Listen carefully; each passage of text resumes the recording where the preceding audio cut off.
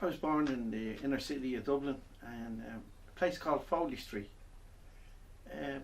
It was an original part of the old north side of the city, not far from O'Connell Street. And it's named after a man called John Henry Foley, who was the sculptor who did, a famous sculptor who did Daniel O'Connell's statue of Burke, Edmund Burke, and Goldsmith outside Trinity and Grattan. He also did Prince Albert in England and Queen Victoria's statue. Why am I telling you that? Because the street before he was born in was called Montgomery Street, which became known as Notorious Monto, as it declined after the 18th century, the Act of Union. So, born into this historical street, my parents both lived there with an aunt, my mother's aunt, who moved there sometime in the 1890s. So by the time I came along in 1955, they were well established in the street. So why am I talking about this? Well, it's a special occasion because my mother was out shopping and she was talking to the girl next door, the neighbour at the time. And she went into labour. So the woman, Mary Martin O'Connor, brought my mother into her house, and she delivered me on the couch. And while they were waiting for the ambulance to come, I was born with a caul on my face, which is a skin that's was over the front of my face. From that, the legend has it that I would have never drowned. Now, I haven't tested that theory at the age of 66, and I don't think I want to test it. But Mary Martin O'Connor's payment for delivering me into this world was to take the caul, and she stored it into a scaffler and gave it to her brother, who was a merchant sailor, because the legend is that anyone that carries a caul will never drown. So that's the beginning of where I come from. I was born in number 80 Foley Street, and I lived in 81 Foley Street for 19 years after that. The other incident that happened, a sad incident that happened at the same time, around 1957, and this is actually recorded, was that there was a gas leak somewhere. The maintenance was being done on the mains gas outside, and it leaked in underneath the house, and it was a very subtle leak apparently. And I got gassed, my mother got gassed, and my grandaunt, who lived in the house, who owned who was the main tenant to the house, she actually died in the bedroom. She was found dead with the cat and the dog with her. The cat tried to wake her up because he was found dead sitting on her, trying to wake her up. I was gassed in that in 1957. So that was the beginning of my adventures into the inner city of Dublin. And from there, by the time I went to school, which was 3 years later, I was 5 years of age, I was put into special classes because the doctors maintained I had brain damage from the gas, and that I would be a bit slow. But having said that, as I was progressively bad at writing, and people didn't realise at the time it was dyslexia, it was put down to be part of the gas. But otherwise, I was in good nick, and I mightn't be great at writing and spelling, but I was fantastic at history, English and maths, which held stead to me as life went on. So when I look back on the good times in our street, I look back on the street that has had great historical value to where I grew up in anyway. And some of the amazing people that lived in that street, that my mother used to leave me with a woman called Mrs. Mamie Cullen, who minded me as a child. And as I was left with this woman, my mother went to school with her daughter. My mother was born in Scotland, and she was sent home from Scotland in 1925 to live with this aunt. And then when she went to school on Marlborough Street at the time, she went to school with this girl called Mamie Cullen. 30 years later, Mamie Cullen's mother, who was a widow since 1925, she minded me. And she used to bring me in and put me on the floor and put a cap on me head, an army cap, and a truck. Told me to play with that. So of course, as a child, I would be very content to sit on the floor, play with a toy.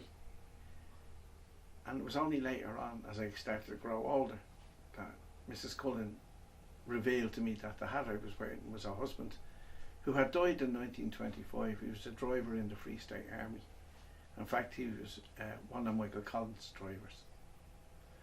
And that when I grow up, I should join the army. And that's what I was given as a legacy. When I grow up, I was to join the army. And Mrs. Cullen was an adamant Michael Collins supporter. And I got all her historical politics from her.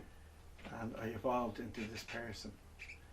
And I remember while I was in school around age 11 in Mulberry Street, we had some notorious bad teachers in them days. But one of them was called Dan Breen. And now everybody thinks he's the patriotic Dan Breen, but he wasn't. This man was 6'1", he was an inch. And my main memory of this man was that he used to wear these pyjamas underneath his clothes. Because when he rolled up his sleeve, his pyjama sleeve would be there. And anyway, we were doing a thing on history, and the historical fact was that Michael Collins had signed the treaty in 1922, and the teacher professed that Mr. Collins was a traitor. And I put up my hand and said, "Excuse me, teacher," I said, "Mr. Collins wasn't a traitor. He did everything he could to get the country to put together. Who are you?" he says. "Who are you telling me what Michael Collins did?" And he picked me up by the scruff of the neck, age 11, lifted me up in my pair of short trousers on me, and he whacked the legs off me with the cane.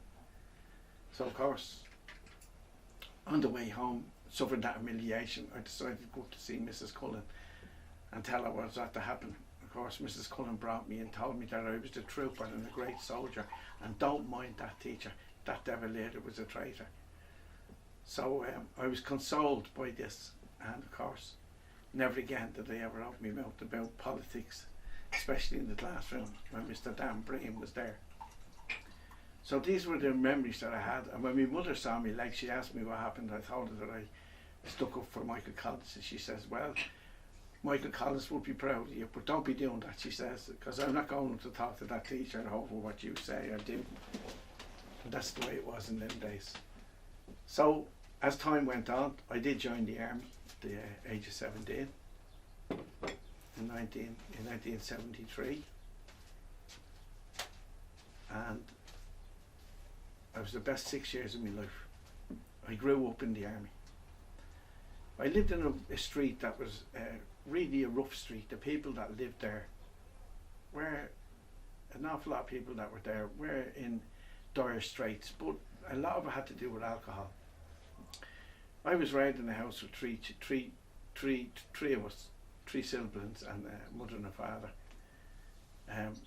We were kind of wealthy in the sense that our house would never be run short of money. My father never come home drunk and beat my mother up, and we certainly never seen any kind of lack of food or clothing in our family. Yet the same house that we lived in, a friend of mine that I went to school with had 11 living in the same house. He would have had 7 sisters and 3 brothers plus himself. So when you grow up in an area where people were in that possession, people would, young kids in any way, would play with anybody that had toys. So I was fairly popular because I had a lot of toys. So when we went out to play, out we went. I brought me hurdles out, or I brought me toys out, and you know, every now and again something would get nicked. But my mother used to console me for that. I'd say, "Johnny's at the robbing me soldiers," and she says, "Don't worry about it. Johnny can play with your soldiers, and you can buy more." And when you think of it, the whole strategy of growing up in that area in your own innocence wasn't hard. But as you grew up and you saw how rough it was and how mean the people could be to one another at times, and not mean in the sense that they were going to be mean to the locals, but they were mean to people where they were robbing, and you seen that depravity there. And so you were a spectator within the inner city of the depravity that was there, and it wasn't their fault. It certainly wasn't down to the local people. The system that we lived in didn't care whether we went to Artane or if we went to Mulberry Street School. The system was, if you fall down, you're going to be trampled on. So when you grew up in the city, where things were rough, and they were rough at times, children seeing you with something that they wanted, they took it, or tried to take it. So I became a great runner. So, as my father said, you either become a great fighter or a great runner. I was a great runner till I was 14, then I learned how to box. But it was a funny street to grow up in because there was some wonderful characters lived in that street. I used to do what we call messages during the day, especially from my mother to come home from school. She'd say, the Foley sisters are looking for you. They want you to go to do the shopping for them. So I'd go up to the third floor where they lived, collect a list, go down to the shop with the bag and the money, and hoping I wasn't going to get mugged on the way down, so someone would take my money off me. But the people like the Foley sisters who had survived the First World War and the Second World War were wonderful people. They made rosary beads for a living. That's all they did. They sat in all day and made rosary beads. Quite inoffensive people, and they were there in that street, born and reared, and never moved over all their lives. And they were in their 60s by the time I grew up, till I was 10 or 11. So they were very old people. I went to the other man I used to go and visit was after being in the Second World War in the Pacific, Paddy Daly, and he had curvature of the spine. So my mum used to go up to him a lot, and to get him out of the house was an awful ordeal. It'd take 4 men to carry him downstairs. But every Sunday he'd be brought downstairs to go to Mass. But Paddy was Irish, but he was after being in the American Merchant Navy, and he fought in the Pacific. And he was torpedoed as well, and he had his medals, and he used to show them to me. And when he died, his medals, he told me that he was going to leave his medals to me, 2 medals. There were only 2 little Purple Heart and something else. I can't remember what the other one was. But in any way, they disappeared. So Paddy was a lovely man to actually go get the history of the Second World War, especially in the Pacific. So I used to ask Paddy questions, and when I go into school then, I became to know all in history because of all these people. Then there was Francie Burnett, and he was in Burma. He was a prisoner of war in the Japanese, and he was a chronic alcoholic. But when he was sober, he was a wonderful man to talk to, which wasn't very often. But when you got to know him, he was a very thin man, and he used to say, I look like this because of the Japs. And they were people that were in our street that we never put any pass on because we thought they were all just normal. And they probably were normal, but didn't realise that we were brought into a society, I was born into a society that had post-stress trauma from 1945. And don't forget, they had all the things that went on from 1925. My mother was born in 1919. So they suffered all that trauma just at the end of the First World War, going to the Second World War. And then we came along. And the revolution that came with us, of course, was music. I grew up listening to the Beatles and the Rolling Stones, and then heavy metal. The other thing I can say, growing up in that street, was the innovation of living in the middle of the inner city. And you had the whole inner city and the city centre was your playground.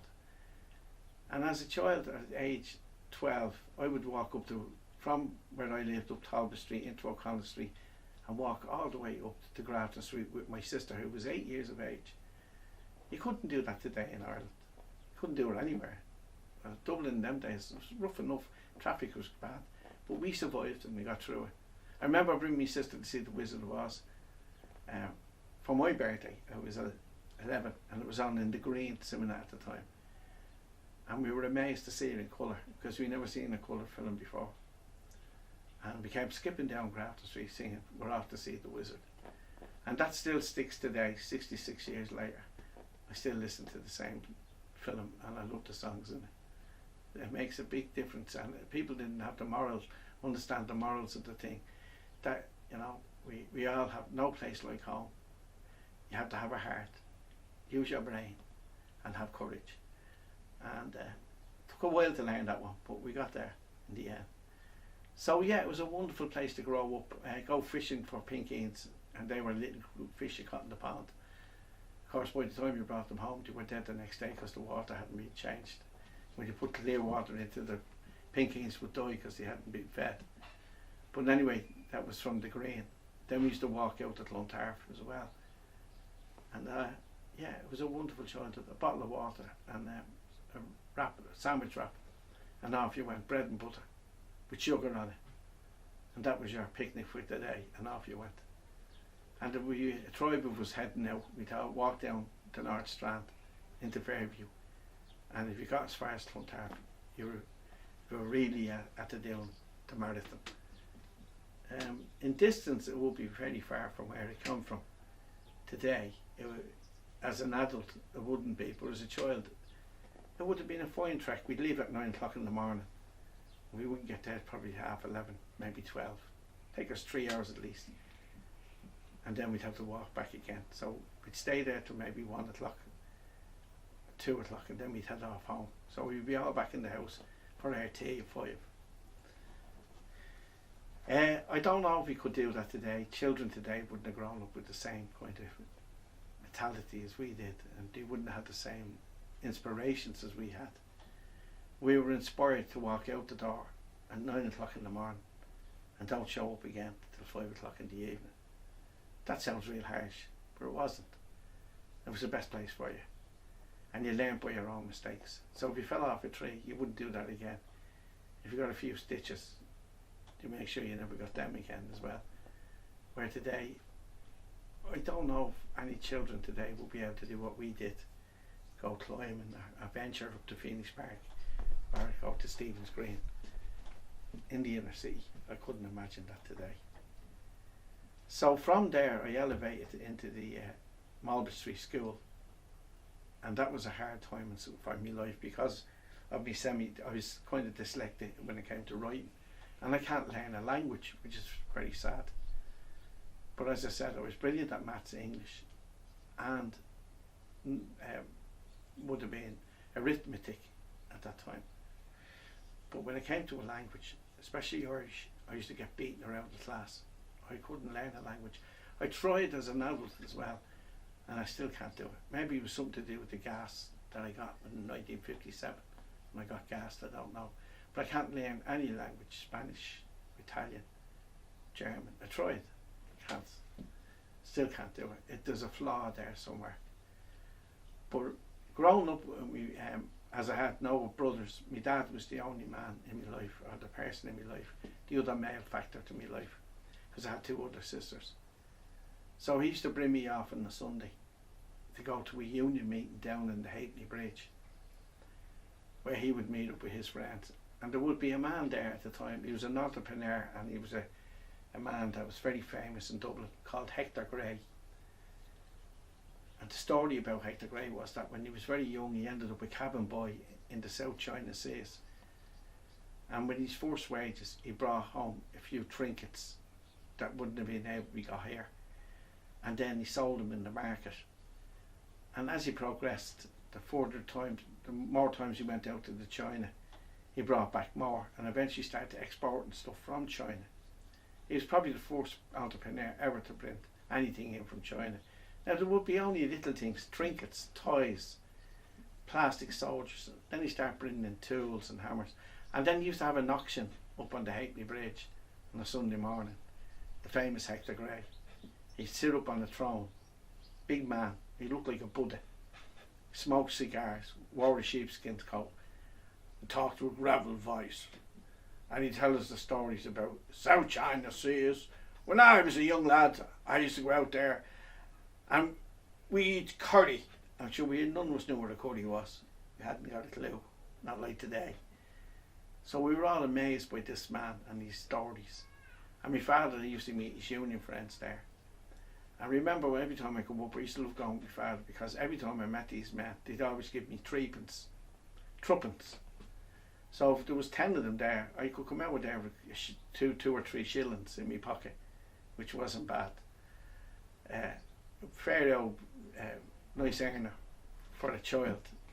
But I remember going up and over the years, my dad used to go to Adam and Eve's, and he used to bring me to Adam, and he used to go there first, and then we'd head over to the Halfpenny Bridge, and you'd meet them all there. And there was one man that my father who used to work with. He was a master plasterer called Billy Farrell, but the man was a bit deaf, and when he'd be listening, he'd say to me, he'd whisper in my father's ear, and my father would say, Billy wants to know, and he'd ask the question, and someone would answer it. Then my dad had to whisper it back into Billy's ear, and Billy'd either nod his head yes or no. And I was amazed by this, and I used to say, well, what does he say to you? He says, I didn't hear what the fecker says. Ask him, say it again.